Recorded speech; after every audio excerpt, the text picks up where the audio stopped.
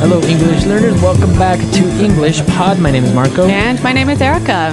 Today, we're bringing you another one of our sports lessons, and this time, we're going to go to a boxing match. That's right. So we're going to be learning language that you can use if you're talking about boxing, but not only boxing, right? Right. We can also use this language for describing a fight or somebody that's fighting. Okay, so not that we're asking our listeners to get into fights, but if ever you see a fight, at least now you'll have the language to talk about it. Exactly. So let's listen to our dialogue for the first time. It might sound familiar. We have the legendary Rocky Balboa at English Pod fighting for the heavyweight championship. So let's see what happens. Welcome back, boxing fans. My name is Rick Fields, and here with me is the man with the iron jaw, Bob Copeland. Thank you, Rick. We're coming to you live from Las Vegas. We're in the beautiful MGM Grand Hotel and Casino, where the World Heavyweight Championship is about to get underway. That's right, Bob. We're about to witness the legendary Italian stallion himself, Rocky Balboa, square off against his lifetime rival, Apollo Creed. This will be a gruesome match for sure. Both fighters are in the ring, and we are about to begin. In the blue corner, weighing in at 220 pounds, the former heavyweight champion of the world, the master of disaster, the one and only Apollo Creed. In the red corner, weighing 218 pounds, and with a record of 47 wins and 37 knockouts, the undefeated, undisputed heavyweight champion of the world, the Italian stallion, Rocky Balboa.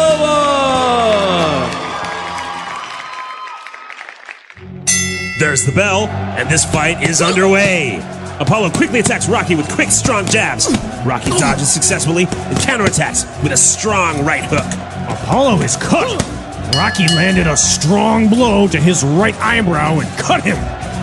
This is his chance. Rocky quickly throws a left, right, another left. Apollo is getting pounded. Apollo recovers with a powerful haymaker and catches Rocky off guard. He's down. The ref starts the count. 1, 2, 3, 4.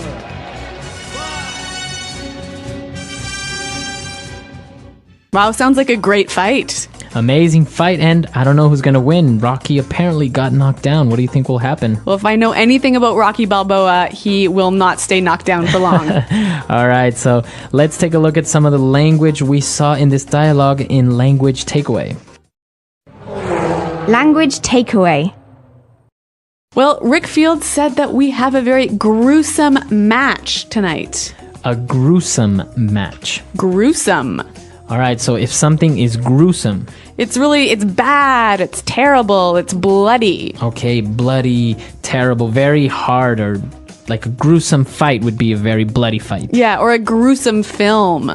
Okay, very good. So, gruesome. Now, they mentioned that both fighters are in the ring. Both fighters are in the ring. The ring. Okay, so the ring is the physical space where they fight. But isn't it square? Yeah, it is square. It is not really circular, but it's called a boxing ring. I'm not really sure why. Well, maybe one of our listeners knows and can tell us about that, because I am not an expert on boxing. But what I do know is our next word. They were describing Rocky Balboa's career, and they said he had 37 knockouts. Okay, a knockout. A knockout. In this sense, knockout is a noun. A knockout is when a fighter hits the other fighter and he falls to the ground and he can't get up in 10 seconds because he's tired, he's dizzy, he's hurt. Okay, so that's a knockout. Okay, so this is a technical boxing word. It's the action of falling to the ground and not getting up. Right, but there's also a verb, to knock out. Or to knock someone out. So exactly. So when you say, I knocked this guy out. it means I hit him so hard that he fell to the floor and maybe he was unconscious for a while. So he fell asleep, basically. Almost. Yeah. So it's very similar, the noun form to the verb form. Like basically, if you knock someone out, you get a knockout. Okay, so to knock someone out, a knockout. All right. Now for our next word, we saw as Apollo quickly began to jab Rocky Balboa. So the noun, a jab. So a jab.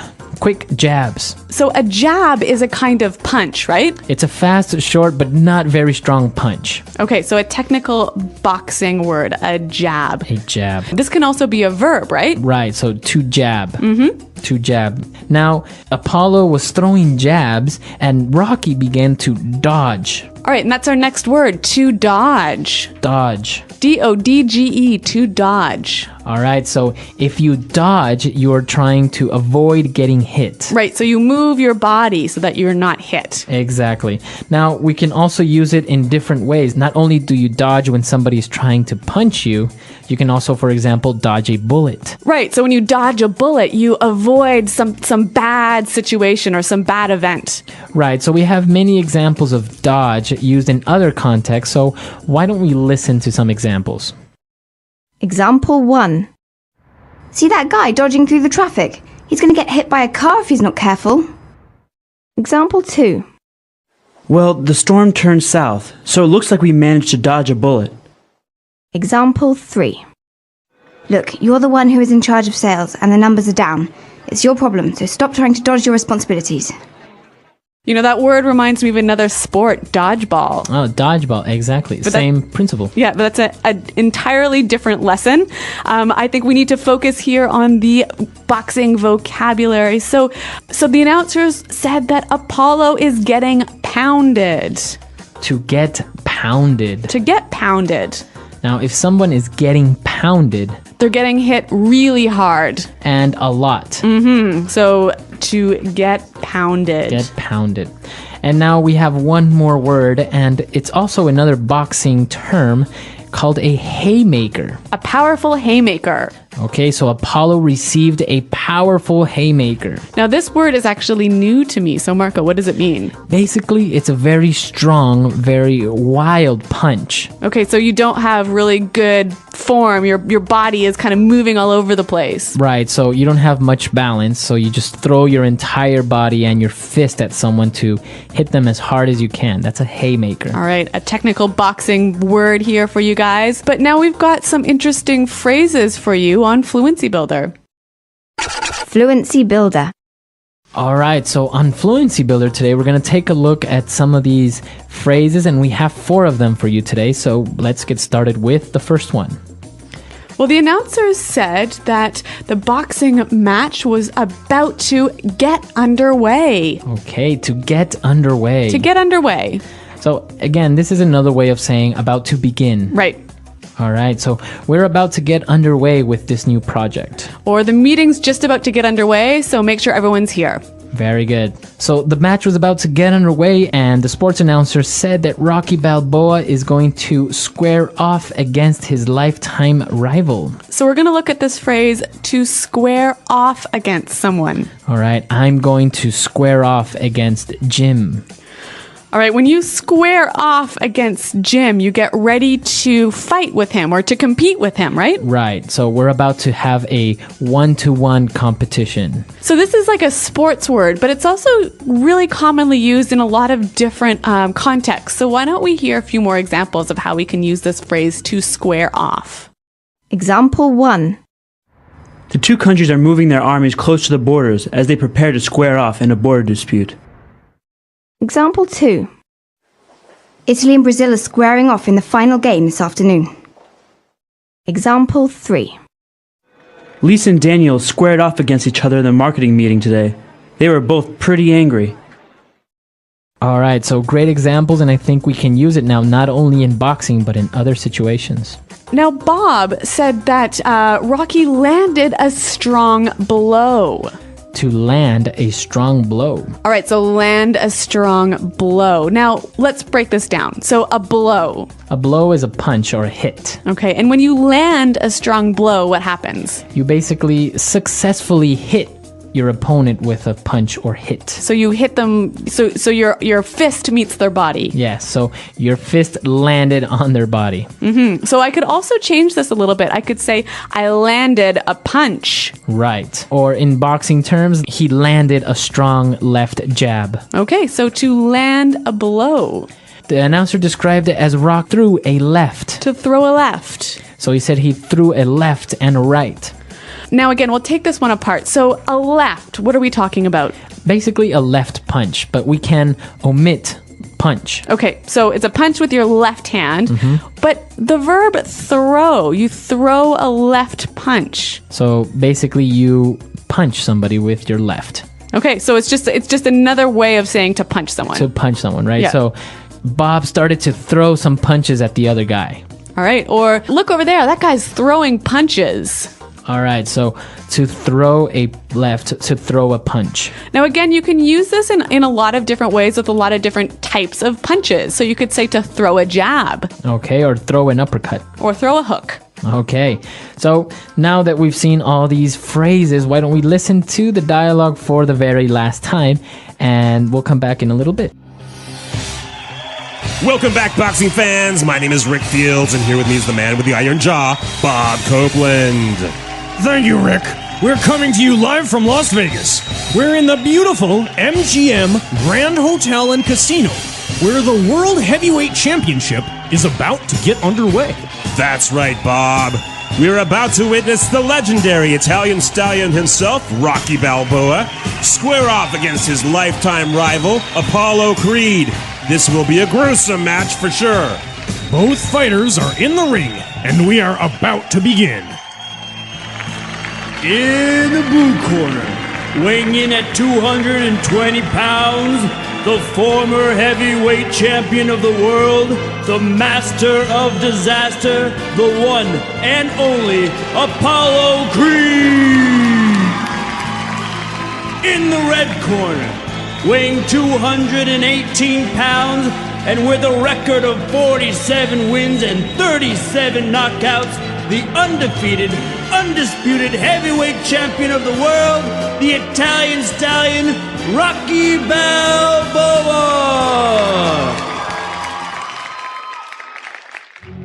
There's the bell, and this fight is underway. Apollo quickly attacks Rocky with quick, strong jabs. Rocky dodges successfully and counterattacks with a strong right hook. Apollo is cut. Rocky landed a strong blow to his right eyebrow and cut him. This is his chance. Rocky quickly throws a left, right, another left. Apollo is getting pounded. Apollo recovers with a powerful haymaker and catches Rocky off guard. He's down. The ref starts the count. 1, 2, 3, 4.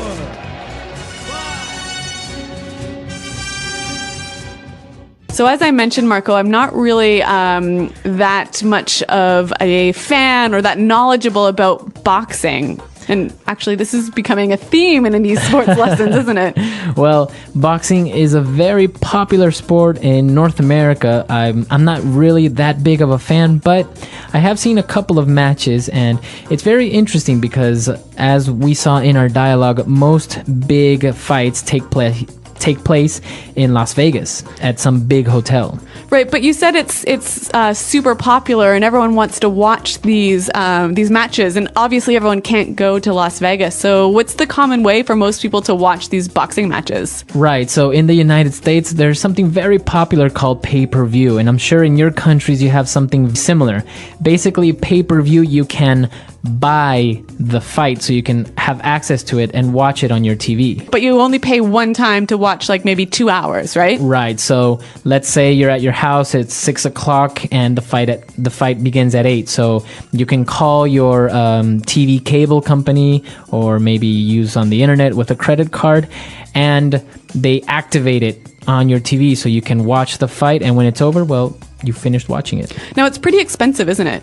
Yeah, pay-per-view can be very expensive depending on what event it is, because sometimes it's boxing matches, concerts, or special events. So it can maybe cost, I don't know, $60, $80, maybe $100. So it's very popular for one house to buy the pay-per-view.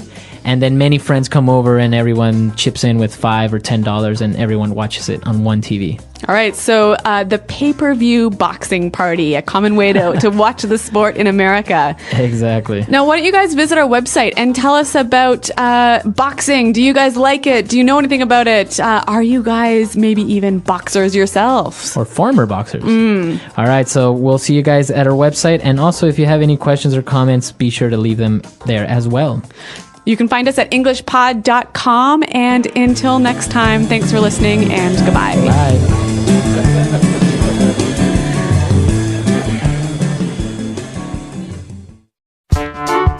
The English Pod Audio Review. Listen to the meaning, then say the vocabulary word. A plastic protective piece placed inside the mouth to protect the teeth. Mouth guard. Causes horror or disgust. Gruesome. To prepare to fight. Square off. Shorts worn for swimming or athletics. Trunks. Land. Land. An elasticated belt with a pouch to support the genitals, worn by male athletes. Jockstrap. Avoid being hit by something. Dodges. A quick, strong blow with the head. Headbutt. Hit hard multiple times. Pounded. An illegal blow below the waist. Low blow. Let's try that faster. To prepare to fight. Square off.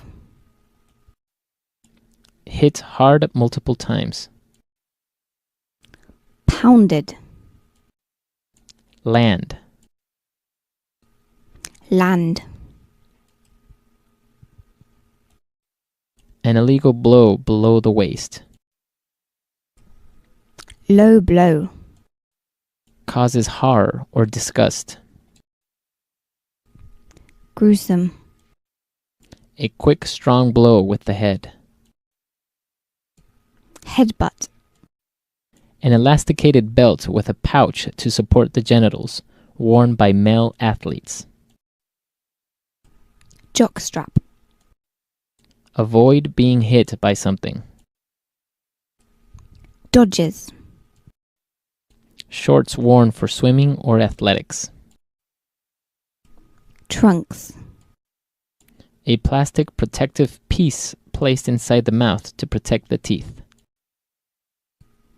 Mouth guard. Now say the word and hear it in a sentence. Gruesome.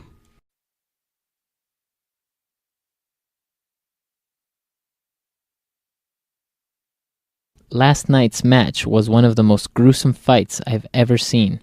Both fighters were bleeding heavily. Gruesome.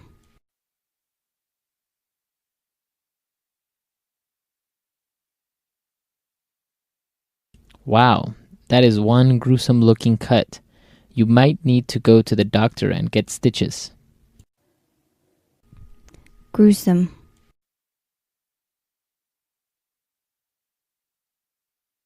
The police described the scene of the crime in gruesome detail.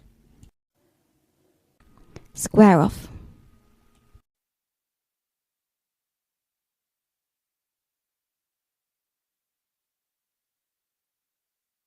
The two countries are moving their armies close to the borders as they prepare to square off in a border dispute.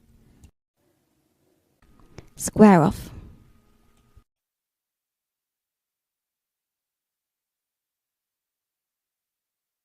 Italy and Brazil are squaring off in the final game this afternoon. Square off.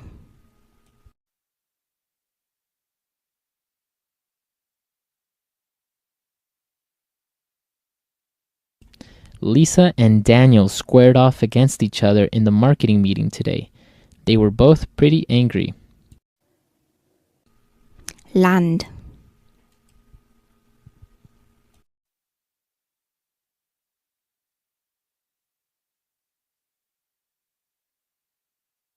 Wow, Apollo just landed an impressive right hook to Rocky's ribs. That's going to hurt. Land.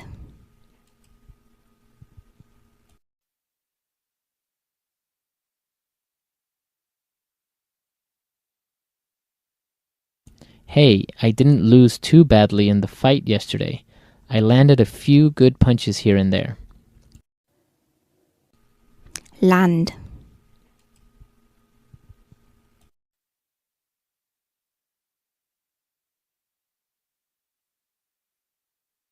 Land an uppercut while he moves closer to you and you will be sure to win the fight.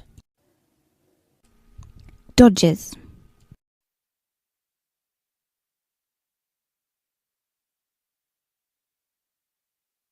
See that guy dodging through the traffic? He's going to get hit by a car if he's not careful. Dodges.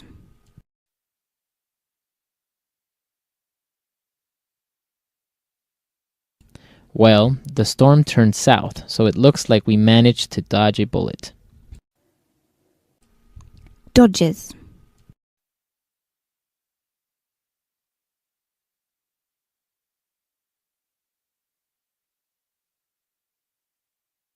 Look, you're the one who is in charge of sales, and the numbers are down. It's your problem, so stop trying to dodge your responsibilities. Pounded.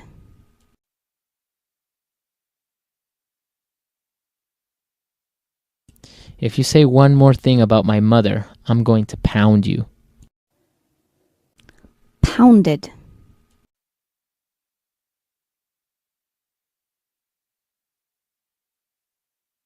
Rocky was knocked out in the 5th round. He was getting pounded all night long. Pounded.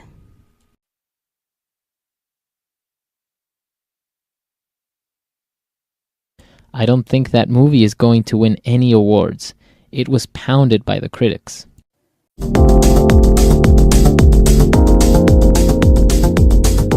Hello, everyone, and welcome back to English Pod. My name is Marco.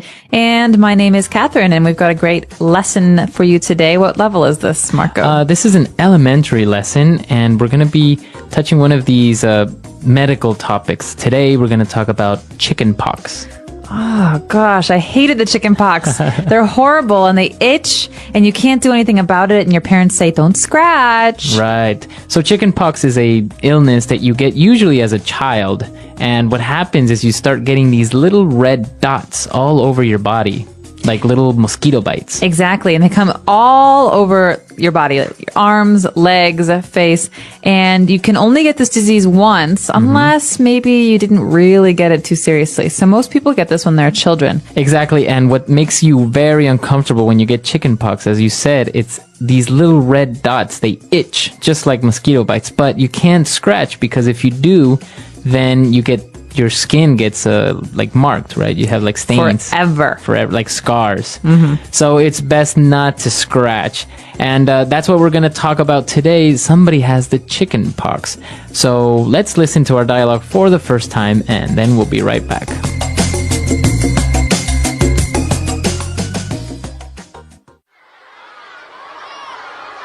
What's wrong with you? Why are you scratching so much? I feel itchy. I can't stand it anymore. I think I may be coming down with something. I feel lightheaded and weak. Let me have a look. Whoa, get away from me. What's wrong? I think you have chicken pox. You're contagious. Get away. Don't breathe on me. Maybe it's just a rash or an allergy. We can't be sure until I see a doctor. Well, in the meantime, you're a biohazard. I didn't get it when I was a kid, and I've heard that you can even die if you get it as an adult. Are you serious? You always blow things out of proportion. In any case, I think I'll go take an oatmeal bath. Ew. All right, we're back. So I think this kid does have the chicken pox. Definitely. And, well, he's got a funny solution for it. But before we get there, we've got a lot of great medical words and just basic body words for you in today's language takeaway. Language takeaway. All right, so let's start with our first word. He mentioned that he felt itchy. I feel itchy. Itchy. So, okay, this is often confused, even among children who are native speakers of English. There are two words, to itch and to scratch. But this person is itchy, so it means that your skin, you want to scratch it. It's maybe uncomfortable. Okay. Like a mosquito bite is itchy. Okay, so itchy would be the adjective, right? To the noun, an itch. So if you have an itch, you feel itchy, right? Exactly. So, and that's when you scratch. All right, so Hopefully not. He feels itchy, and he also felt a little bit lightheaded. Okay, so you know the word head, you know the word light. So here we have a person who feels lightheaded. It means that you kind of feel a little bit strange and your head is a little bit, well, what's a good word to Like describe dizzy. it? Yeah, almost dizzy or faint. Right. So you usually feel a little bit weak. You don't really feel very well. Your head is lightheaded. The complete opposite of having a headache, right? Exactly. Okay. And, well, then the girl got scared and she said, "Get away. You are contagious." Oh gosh, now this is a dangerous one. Someone who is contagious can pass their illness to someone else. So, for example, the flu is very contagious. And if I have the flu, Marco doesn't want me to, come over and touch all of Sneeze his on stuff top of and me. sneeze and cough into his food. Right. Exactly. So that's contagious. It's an adjective, and that means that you easily pass your illness to another person. Exactly. All right. So why don't we take a look at a couple of different examples using this word contagious? Example 1. Don't get near me. Chicken pox are very contagious. Example 2. The sickness that is going around the office is very contagious. Example 3. H1N1 flu is very contagious. All right, so you want to avoid contagious people, but you might also want to avoid people who have this next word. It's called a rash. A rash. Exactly. So why do you want to avoid people who have a rash? Well, they might have a contagious rash. Who knows? But you can get a rash for a number of different reasons. A rash is just basically a part of your skin that becomes irritated or uncomfortable, and sometimes it turns red or pink. Exactly. So, as you said, it happens for different reasons. Sometimes you maybe have bad seafood and your skin, and you start to have rashes all over your body. Other times you can touch some plants that are dangerous, like poison ivy or poison oak. And then you get a big rash. And our last word for today is a little bit dramatic. She called him a biohazard. Biohazard. Well, let's take a look at these words individually. The first word, bio, comes from the word biology. So that's something that is alive, an animal, a plant, or person. And hazard is something that is dangerous. So a biohazard is something that's alive that's dangerous. Right. Or that's dangerous towards a living person, right? Or organism. For example, you don't want to be near an area that has a lot of radiation. It's a biohazard. Exactly. Or some of these diseases like Ebola virus. These are very dangerous towards living things. And so biohazard is the name for it. Exactly. And usually there's a symbol, a very clear symbol that kind of looks like a triangle, and it's red. And even in movies, it's appeared, right? I think in that movie. Yellow. It's red or yellow. Yeah, sometimes both. All right, so biohazard. I think we've taken a look at a lot of words, so why don't we listen to this dialogue again? Let's slow it down a little bit, see if we can understand a little bit more.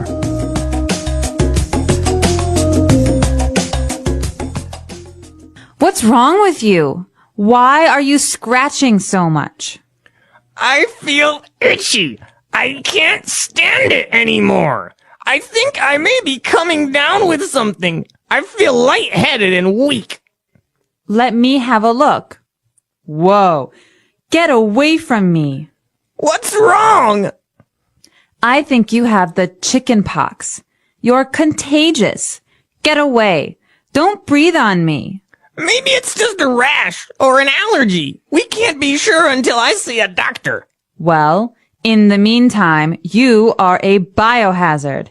I didn't get it when I was a kid, and I've heard that you can even die if you get it as an adult. Are you serious? You always blow things out of proportion. In any case, I think I'll go take an oatmeal bath. Ew. All right, we're back. So now why don't we take a look at Fluency Builder and start taking a look at all these phrases. Fluency Builder. Well, the first one is something that we often say when we're starting to feel ill. This phrase is coming down with. So I could say, I think I'm coming down with a cold, for example. So basically you say, I'm coming down with something. So a cold, or I think I'm coming down with the flu. So you're saying that I think I'm getting ill?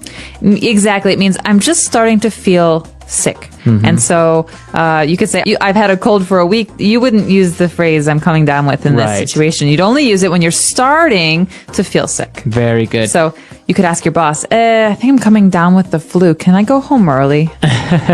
Right. And I think this is a very useful phrase. It's very natural to say. So why don't we listen to a couple of other examples? Example 1.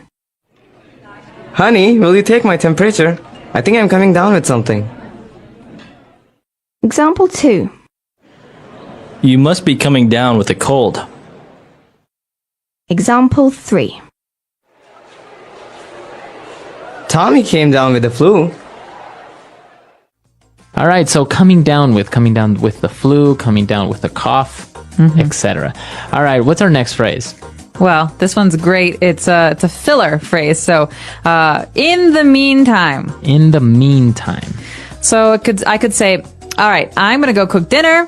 In the meantime, Marco, can you please clear the table? Okay, so while you are cooking dinner, I am doing something else. I'm cleaning the table. So two things happening at the same time. In the meantime. Very good. So it's a filler, you say? Because usually it follows another phrase. So I'm going to be doing this report for a while. In the meantime, can you just wait here on the sofa, please? Okay. Very good. So in the meantime. So you're connecting two different actions, two different ideas. Exactly. Very good. In the meantime. And what about our last phrase? All right. There are some people who really like to do this, and I might be one of them. It's called to blow things out of proportion. All right. And you're going to hear this phrase a lot with native English speakers. And so to blow things out of proportion, well, it pretty much means that you're exaggerating, or you're making a really big deal out of something that's not very serious. So, for example, if you come over to my house and you break a glass and I start freaking out and yelling at you because you broke my glass. I say, Marco, you're blowing things out of proportion. I'll just buy you a new one. It's not that serious. All right, so don't exaggerate, right? Right. So, oftentimes you feel like this with siblings, spouses, or bosses who react very seriously. So you can say, "Hey, stop yelling! Like you're blowing things out of proportion. This is not a really big deal." Exactly. All right. So blowing things out of proportion. Let's not do that. But let's listen to our dialogue for the last time, and then we'll be back.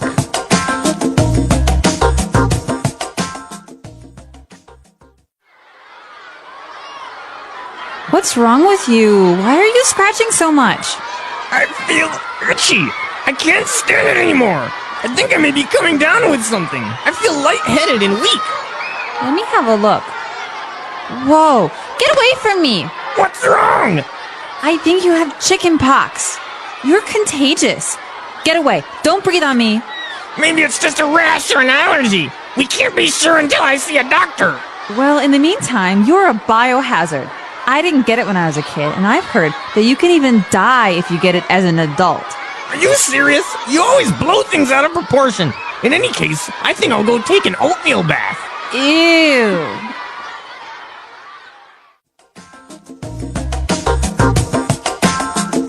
All right, so Catherine, have you ever had the chicken pox? I did. I have very, very clear memories of when I was a child and I had the chicken pox, because I believe it was Thanksgiving. And I was about 4 or 5 years old. And I didn't have an appetite, so I was not hungry. And all I could do was itch and drink. And so I still have little scars, like you mentioned, from where I couldn't stop myself from scratching my little marks. Right. And well, why does the little boy say that he's going to go take a oatmeal bath? An oatmeal bath. Okay, well, this is one of the home remedies, one of the home cures for the itchiness, all right? So it doesn't make your chickenpox go away, but it does make your skin feel better because it's very calming and smooth. So you can have some creams or some lotions, but other people like to take an oatmeal bath. Right, so then you're not itching anymore. Right, but it's gross because you're sitting in oatmeal. Ugh. It is kind of gross. Have you had the chickenpox? I didn't know, but because I couldn't remember. So my brother had it recently, so I was afraid that I didn't get it, but called my mom. She said I got it, so I'm good. You're safe. Yeah, so that's the thing, right? You can only get it once. So once you get it, you don't have a problem. Well, we're curious to know, have you had the chickenpox? And if you did, was it really itchy, or were you a lucky one and it wasn't so bad? So let us know on our website, englishpod.com. Right, and if you ever had any other common childhood illnesses like the mumps or the measles, right, you can also tell us about that. So we'll see you guys there, and until next time. Bye, everyone. Bye.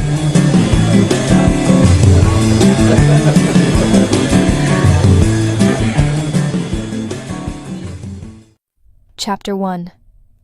The life I thought was everything. If I told you that divorce saved my life, would you believe me?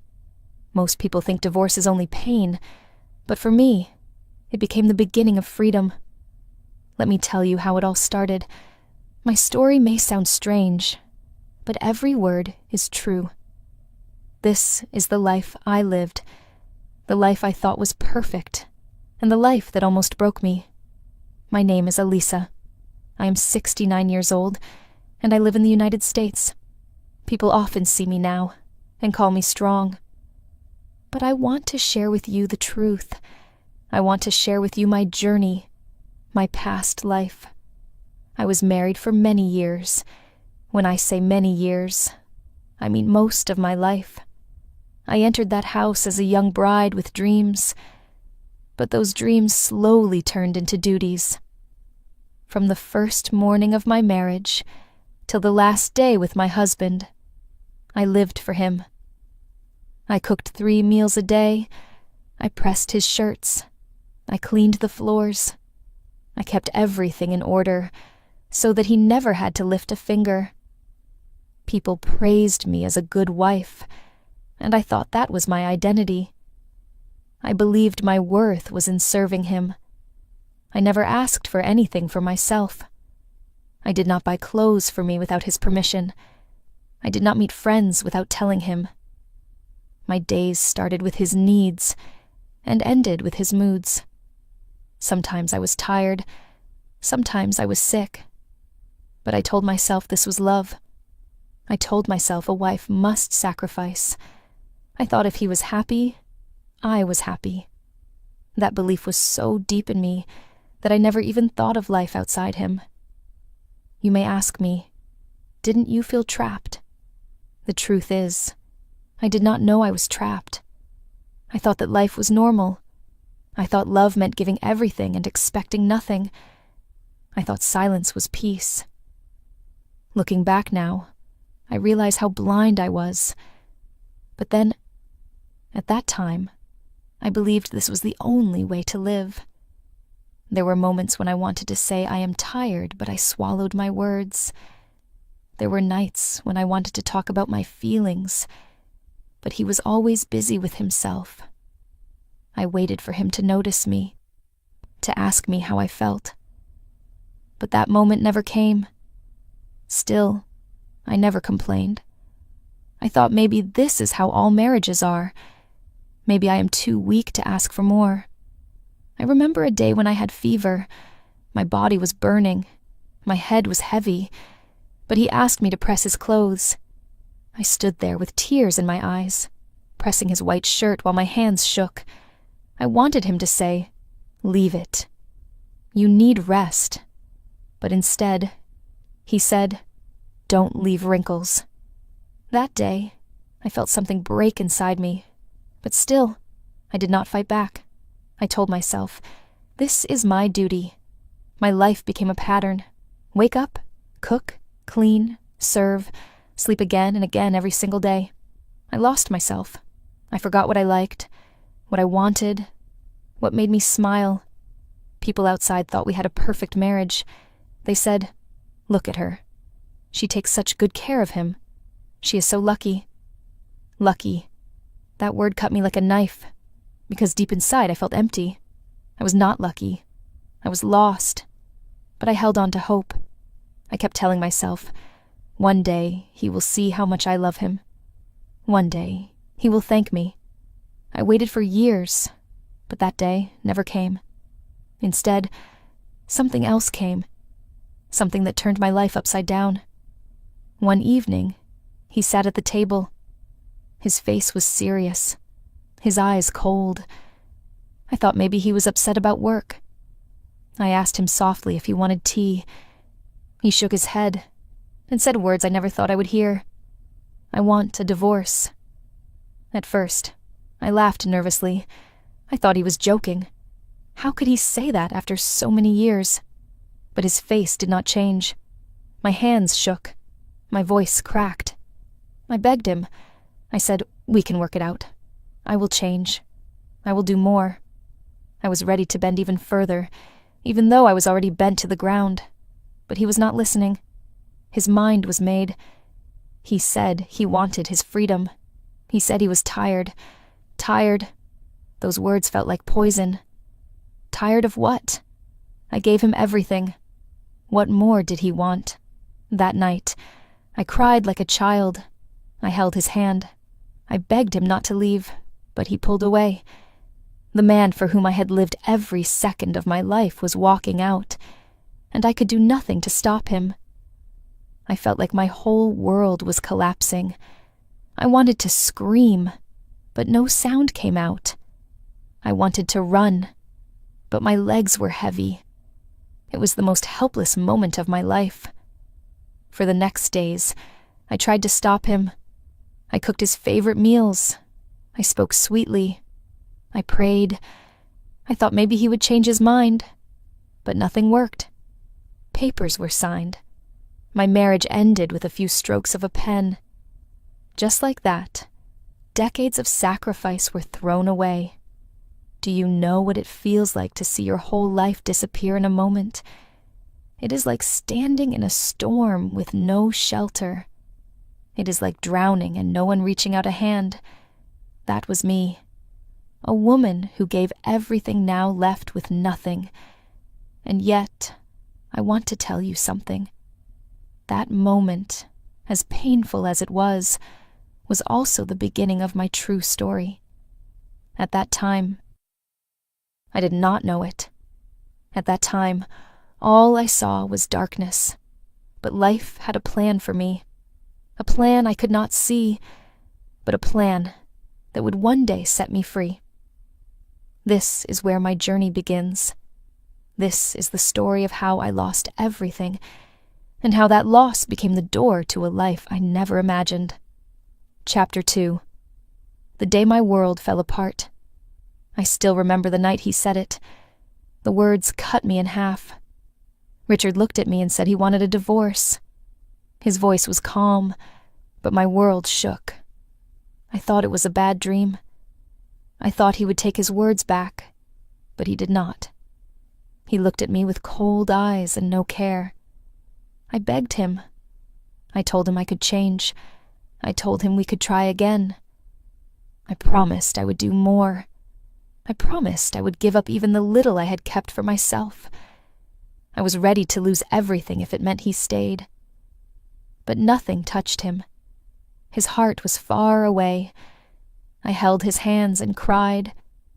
I asked him to remember our years together. I reminded him of the home we built. I reminded him of the love I gave. But he said nothing that gave me hope. He only said he was tired.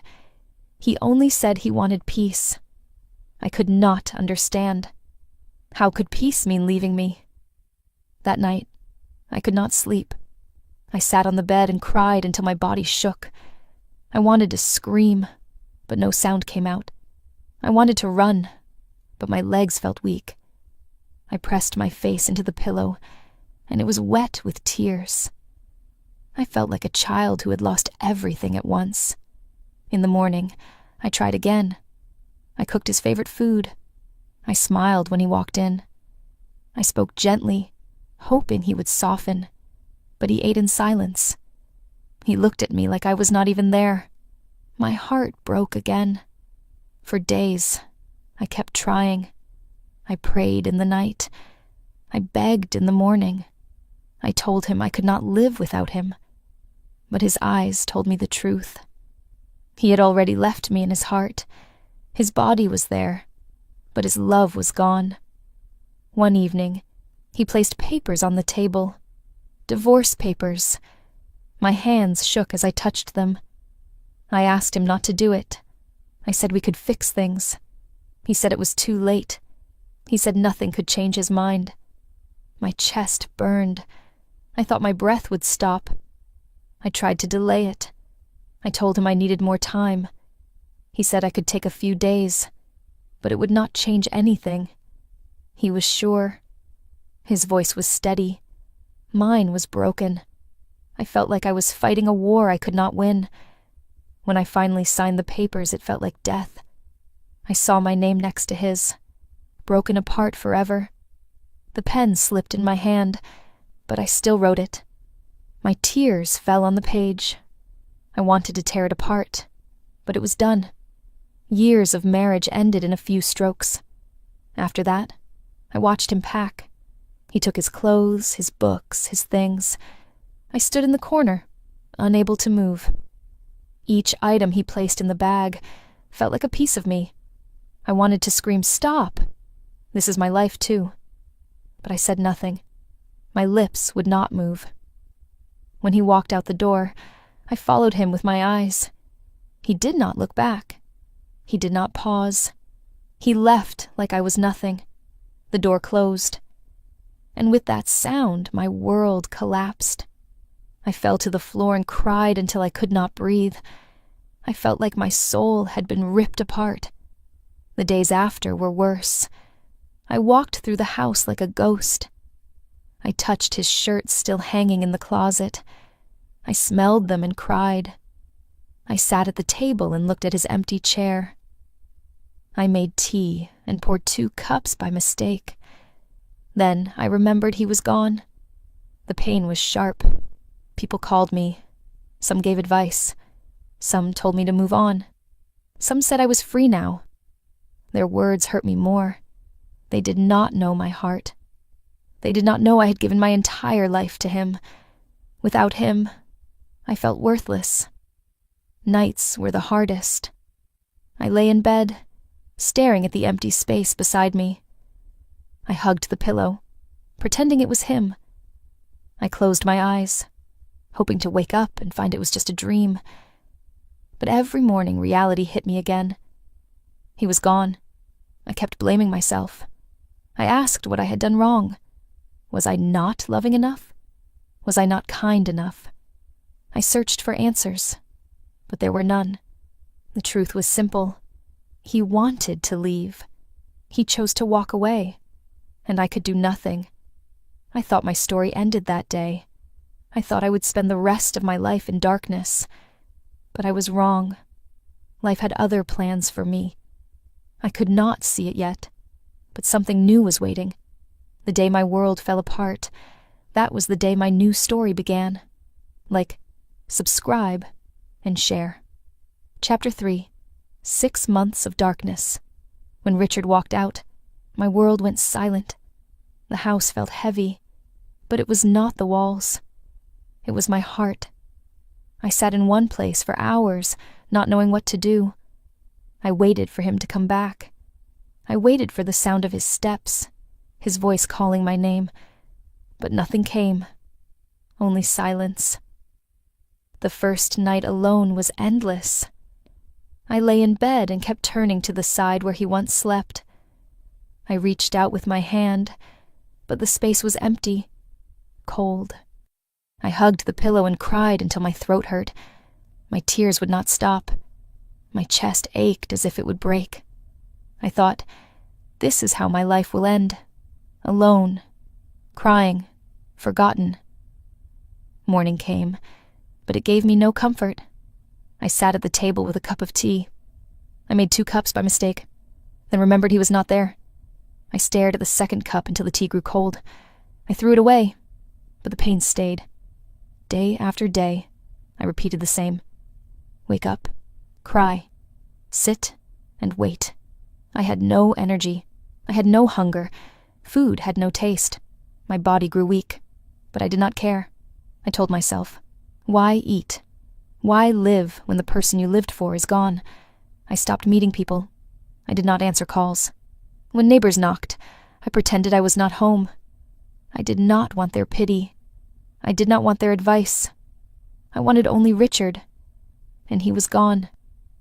At night, I heard whispers in my mind. They said I was worthless. They said I was old. They said no one needed me. I believed those voices. I believed I was nothing without him. I pulled the blanket over my head and cried until my body shook. Sleep never came easily. I closed my eyes, but memories of him filled my mind.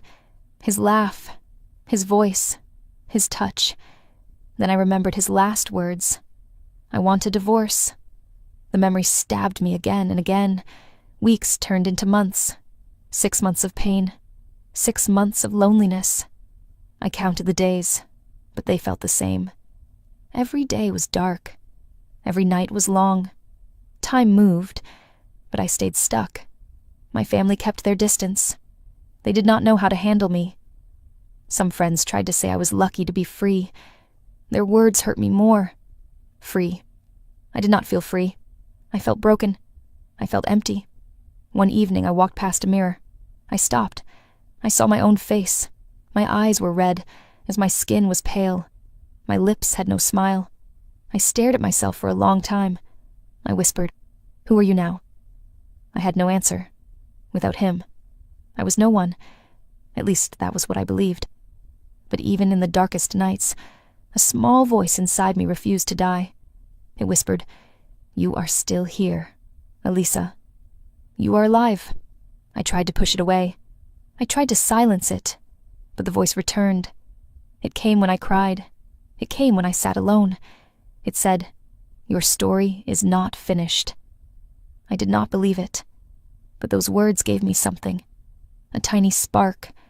A reason to open my eyes in the morning. A reason to breathe one more day. 6 months passed in pain, but in that pain, something inside me changed. I realized that if I could survive those months, I could survive anything. The worst had already happened. Richard had left. My marriage had ended. Yet I was still breathing. I will not say I was strong then. I was not. But I was alive, and being alive meant there was still a chance. A chance for something new. A chance for me. At the end of those 6 months, I stood in front of the same mirror again. My eyes were still tired, but this time, I asked a new question. What if my life is not over? What if this is only the beginning? That thought stayed with me. It was small, but it was enough to change my heart. I decided I could not let the rest of my years vanish in tears. I had to try. I had to find out who I was without him. Those 6 months of darkness did not kill me. They shaped me. They prepared me. They made me ready for the next part of my life. I thought my story ended in grief, but destiny was holding a different page for me, like subscribe and share. Chapter 4. A question in the mirror. 6 months had passed. 6 months of crying, of begging God for answers, of feeling like a shadow. I thought I would never stand again. But one morning, something happened. I was walking slowly through the house. My eyes were tired. My steps were heavy. I stopped in front of the mirror. At first, I did not want to look. I hated my reflection. but I forced myself. I lifted my head.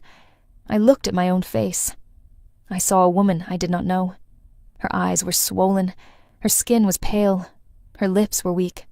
I whispered to myself, "Who are you?" The voice was so soft, but it shook me inside. For years, I had only been his wife. That was my identity. I had lived for Richard. I had lived for his needs, his moods, his choices. Now he was gone, and I was left with nothing. I stood there for a long time. Tears filled my eyes, but I did not look away. I kept asking, "Who are you, Elisa? Who are you without him?" That was the first time in years I had spoken to myself. It felt strange. It felt painful, but also it felt new. I realized I had never asked that question before. I had never thought of myself as a person on my own. I was always part of him, his wife, his shadow, his helper, never me. The mirror did not answer, but the question stayed. I walked away, but the words followed me. Who am I? Who am I now? That day I could not stop thinking. I remembered the little girl I once was. I remembered dreams I once had. I remembered that I used to sing. I used to laugh. I used to want more. Somewhere along the way, I lost all of that. I gave it away. I buried it under duty. I cried again. But this time, the tears were different. They were not only for Richard, they were for me, for the woman I had forgotten, for the life I had sacrificed, for the years I could never get back. That evening I sat at the table and wrote in a small notebook. I wrote one line, "I am still here." My hand was shaking, but the words were clear. I am still here. It was not strength yet. It was not courage yet. But it was a beginning. The next morning, I looked in the mirror again. My face was the same, but I spoke out loud. I said, "Elisa, you are not gone. You are not only his wife. You are you." The sound of my own voice surprised me. It was weak, but it was real. I had not heard myself in so long. I touched the glass and whispered, "I will find you again." That promise became my new breath. It was small, but it kept me standing. The darkness was still there. The pain was still sharp. But now there was also a question that opened a door. Who am I, if not his wife? I did not have the answer yet, but I was ready to search. That was the day my life began to change. Not in big steps, not with sudden joy, but with one question in the mirror. A question that gave me the power to start again. Like, subscribe and share. Chapter 5. The First Steps to Freedom. The question in the mirror stayed with me. Who am I? Who am I without him? I could not forget it. It followed me through the days. It whispered to me at night. It made me restless, but it also woke something inside me. One morning, I sat at the table. I held a pen in my hand. I opened a notebook and wrote again. This time, I wrote more than one line. I wrote, "I am still here. I want to live. I must find myself." The words looked strange on the page, but they gave me strength. I decided to do one small thing, something just for me. For the first time in years, I cooked a meal that I liked. Not his favorite, not something he wanted, only mine. I sat at the table and ate slowly. Tears came to my eyes because it felt new. It felt like I was feeding myself, not just surviving. The next day, I looked at my hands. These same hands had washed, cleaned, pressed, and served for him. Now, I wanted them to work for me. I asked myself, what can I do with these hands? Then I remembered something. Years ago, I loved to sew. I loved to make small things with fabric, but I gave it up. Richard once told me it was a waste of time, so I stopped. That memory made me cry. But after the tears, I felt a spark. I went to the closet. I found an old box with needles and thread. My fingers shook as I touched them again. I began to stitch a small piece of cloth. It was simple, but it felt like life. That little stitch was my first step. The needle went in and out, and with every move, I felt a piece of myself return. I was not fast. I was not perfect, but I was alive. In the days that followed, I made more small things. A cloth bag, a scarf, a little cover for the table. I looked at them and smiled for the first time in months. I thought, this is me. This is my work. This is my choice. One afternoon, a neighbor visited. She saw one of the pieces I had made. She asked if I could make one for her. At first, I was shy. I said I was not good enough, but she insisted. She gave me a little money for it. My hands shook as I held the bills. It was not much, but it was mine. Money from my work. Money from my time. That night, I sat in bed and stared at the money. I whispered, "Elisa, you can do this. You can stand." It was not about the money itself. It was about the feeling. For the first time, I was not only a wife. I was a person who could create, who could earn, who could choose.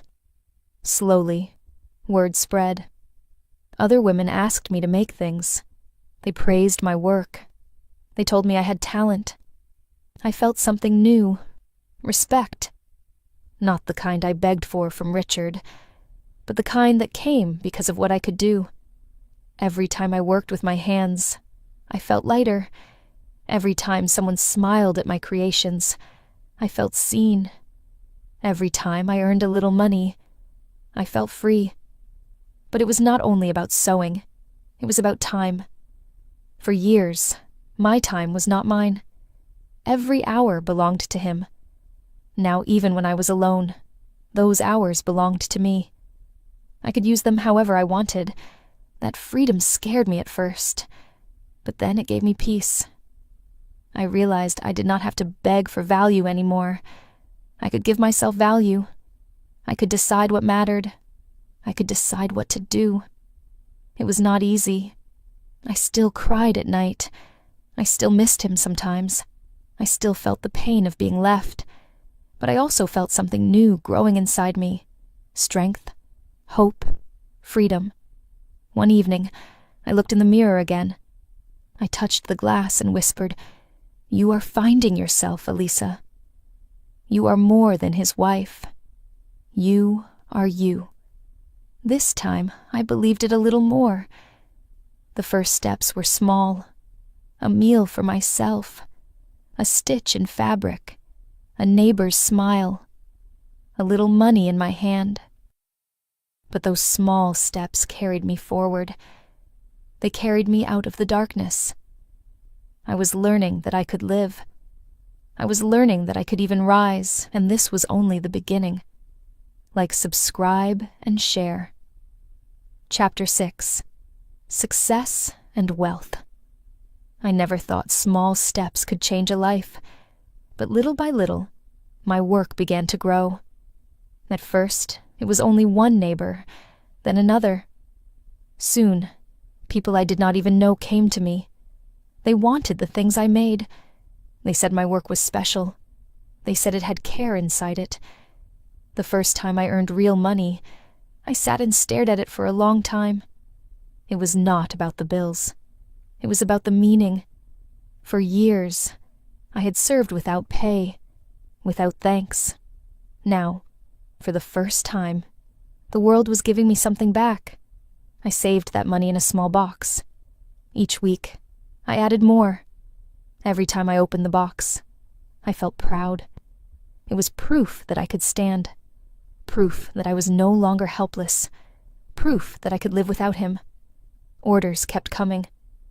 I began to work longer hours, but this time, it did not feel like slavery. It felt like purpose. Each stitch was mine. Each design was mine. Each piece carried a part of me. When people smiled and praised my work, I felt alive. I used the money to buy more material, better tools. I invested in myself, something I had never done before. With each step, my business grew. With each step, my confidence grew.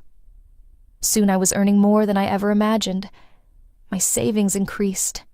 I paid bills without fear. I bought things without asking permission. I felt a power I had never known, the power of freedom. But the best part was not only money, it was respect. Women from the community came to me. They asked how I started. They asked how I kept going. They said I was an inspiration.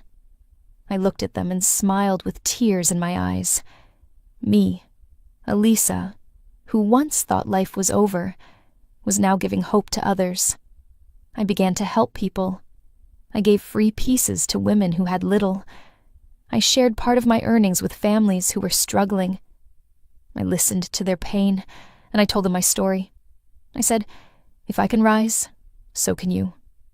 The more I gave, the richer I felt, not only in money, but in spirit. I was no longer empty. I was full of meaning, full of life. One day, a local paper wrote about me. They called me a woman of courage. They wrote about how I rebuilt myself after divorce. When I read the article, I cried. Not because of sadness, but because my life, which once felt worthless, now had value in the eyes of others. Soon I was invited to speak to groups. I stood in front of women who had lost hope. I shared my story. I told them about the pain, about the nights of tears, about the mirror that asked me who I was. And I told them about the small steps, the first stitch, the first sale, the first smile. They listened with open hearts. Some cried with me. Some hugged me after. They told me my words gave them strength. I realized then that my story was not only mine, it was a gift to others. Wealth came in many forms: money, respect, freedom, peace. I had all of them now, not because of him, not because of anyone else, but because I chose to stand, because I chose to live. There were still moments when I remembered the pain, but those memories no longer controlled me. They became fuel. They reminded me of how far I had come. I was no longer the woman who begged for love. I was no longer the wife who lived in fear of being left. I was Elisa, strong, independent, free. When I looked in the mirror now, I no longer asked, "Who are you?" I knew the answer. I smiled and said, "You are enough. You are more than enough." Success had changed my life. But more than that, freedom had given me peace. I no longer lived in darkness. I lived in light of my own making, and this was only the beginning. Like, subscribe and share. Chapter 7. The return of the man who left life had changed in ways I never imagined. I was no longer the woman who cried every night. I was no longer the wife who lived in silence. I had found myself. I had built something of my own. People respected me. Women looked at me as an example. I had wealth. I had freedom. And I had peace. Then one evening, something happened that I never thought would happen again. Richard came back. I was sitting at the table when I heard the knock. My heart skipped a beat. When I opened the door, I saw him. The man who had left me, the man who broke me, was standing there. His hair was more gray. His face looked tired, but his eyes were different. They were not cold this time. They were searching. For a moment, I froze. My hands shook. My breath caught in my chest. Memories came rushing back. Nights of tears. Days of loneliness. The moment he said he wanted a divorce. The sound of the door closing behind him. All of it hit me at once. He spoke softly. He said my name, Elisa. I did not answer at first. I only stared at him. Then I stepped aside, and he came in. We sat across from each other just like we had so many times before. But this time, the air was different. I was not the same woman anymore. I was not the one who begged. I was not the one who feared. I was someone new. He began to talk. He told me he had seen my name in the paper. He told me he heard about my work, about how people respected me. He said he was proud. His words sounded strange in my ears. Where was this pride when I pressed his shirts with fever? Where was this pride when I begged him not to leave? I listened in silence, and then he said the words I knew were coming. I made a mistake. I should not have left. I want to come back. My chest tightened. Part of me wanted to scream. Part of me wanted to cry. Part of me wanted to laugh. He wanted to come back now after all the pain, after I had rebuilt myself from nothing. I looked at him carefully. His eyes were soft, almost pleading. He was not the strong, cold man who once walked away. He was smaller now, weaker. But I remembered everything. I remembered the nights on the floor crying until I could not breathe. I remembered the mornings when I had no reason to wake up. I remembered the shame of signing those papers with tears on my face. And I remembered how I rose. I remembered the first stitch, the first coin I earned, the respect in the eyes of women who looked up to me. The moment I looked in the mirror and told myself, "You are enough." He asked again. He said he was lonely. He said he wanted me back. He said we could start over. Tears filled my eyes, but they were not for him. They were for me. For the woman who had once begged this same man not to leave. For the woman who had been left like she was nothing. I told him softly, "You walked away when I gave you my whole life. You closed the door on me when I was on my knees. You left me when I was weak. Now I am strong, and I will not go back." He lowered his head. He tried to argue. He said he was sorry. He said he was a fool. He said he wanted one more chance. I shook my head. "Richard," I said, "I forgive you, but I cannot take you back. I found peace without you, and I will not lose it again." The room was silent. He looked at me, but he could see it in my eyes. My decision was final. The woman who once lived for him no longer existed. He left again that night, but this time I did not fall to the floor. I did not cry until I could not breathe. I did not beg. I stood tall. I watched him walk away, and I felt no fear. I felt free. When the door closed, I turned to the mirror. I looked at my reflection. I smiled through my tears. I whispered, "Elisa, you did it. You chose yourself." That was the moment I knew the truth. Divorce had not ended me. It had saved me. It had given me a second chance at life. And when the past came knocking, I was strong enough to say no. Like, subscribe and share. Chapter 8. Choosing peace over the past. When Richard walked out the second time, I did not cry. I did not fall on the floor. I did not beg.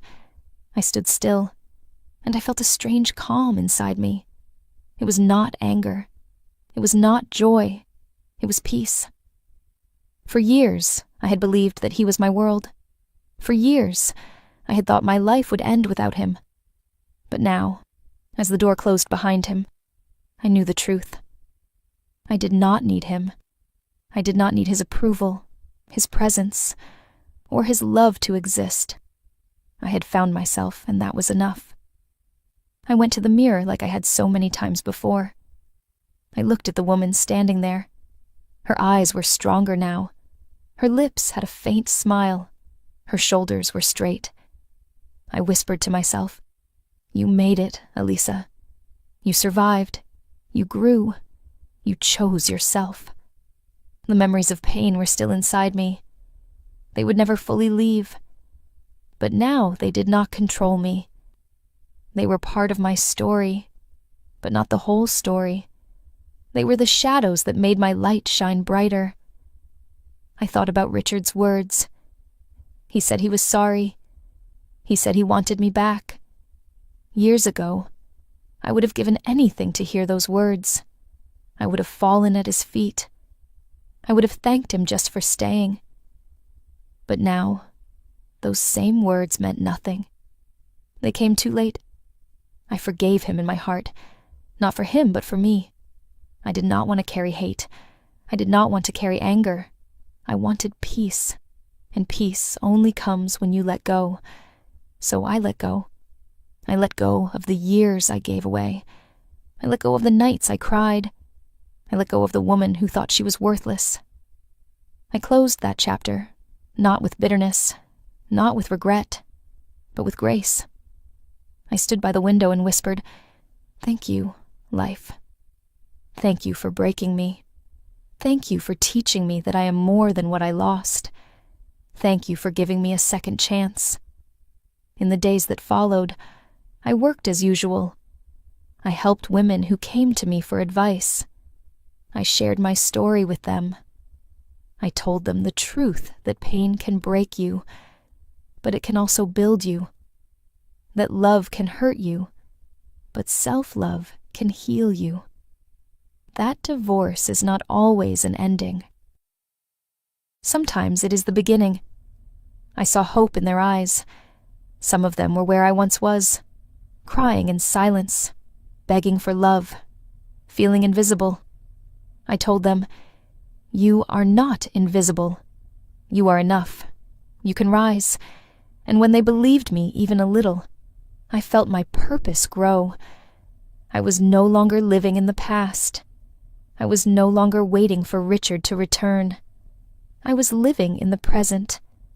I was living for myself, and for others who needed to see that healing was possible.